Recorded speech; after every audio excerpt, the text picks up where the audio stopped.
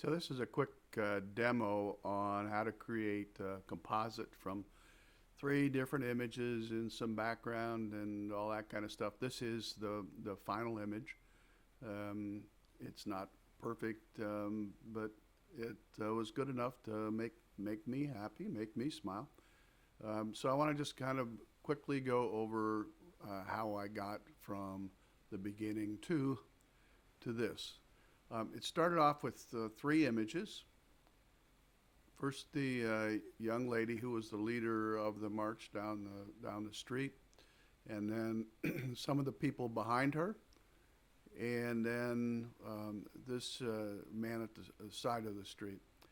And so what I did is I cut each one of the figures out using a mask and the selection tool.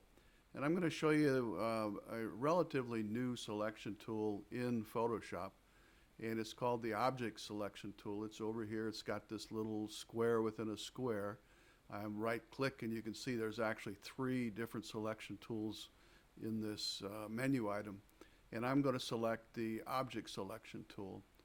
And I just go over here, and very simply I hold down the cursor, the mouse. I'm using a tablet and stylus, and hold it down and outline the object that I want to cut out, and then release it.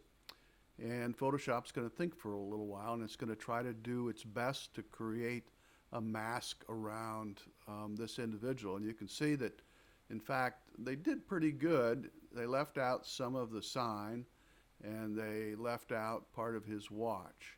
And there's a little bit here, but I'm not going to go into great detail. I don't want to make this perfect. I'm going to click down the Shift button. I still have the Object Selection Tool selected, but if I hold down the Shift button, you'll see a little sign, or a little plus sign next to the cursor marker. And if I held down the Option, it would be a minus. So I'm going to either add to the mask or subtract from the mask. Subtract with Option, Shift is plus. And I'm just going to highlight the area that it left out last time, see what happens. It thought some more, didn't really like the whole thing. I'll try again. I could use this tool here, which I'll do now. I'm holding the plus down. You note a little plus sign next to the, this is called a lasso tool. So I'm going to lasso, holding the Shift button down, I'm going to lasso. It's not very perfect. I'm not a perfect drawer. And you can see how it now included more of the sign. No, undo. So anyway, that's when I do that, I hit then Command J, and I got rid of my background. So I made this particular person show up like this. Now, if I were, when I did it for the poster, I would go into a little bit more detail. I've hit the V key, and that changed my cursor into a move tool. So now I can move this object over to my poster. And I'll put it down, and he brought him in. I'm going to turn everything off except for the background, which was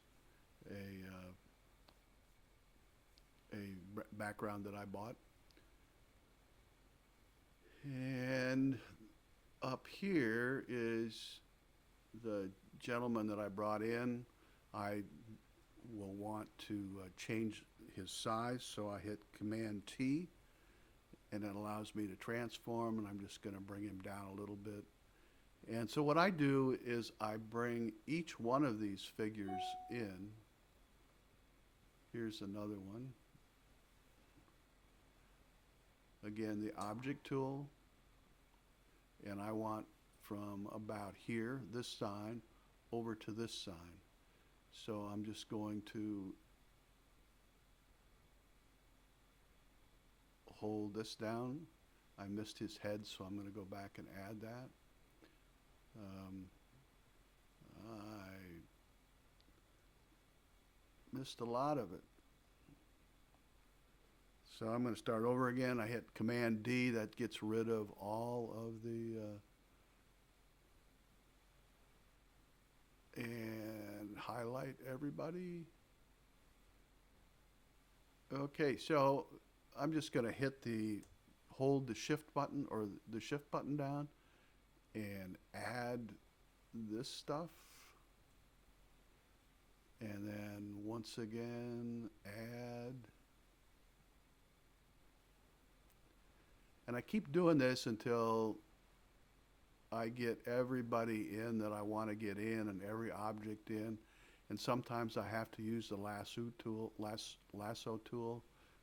It just depends on the level of work I want to go to. For the demo, I'm not going to go, but I'm not going to do it as perfectly as I would if it was a real thing. So then I hit Apple J or Command J, and you can see it cut out everything and then I would just select the move tool again, and I'd move this up and bring it down to the poster, and then I would start working with the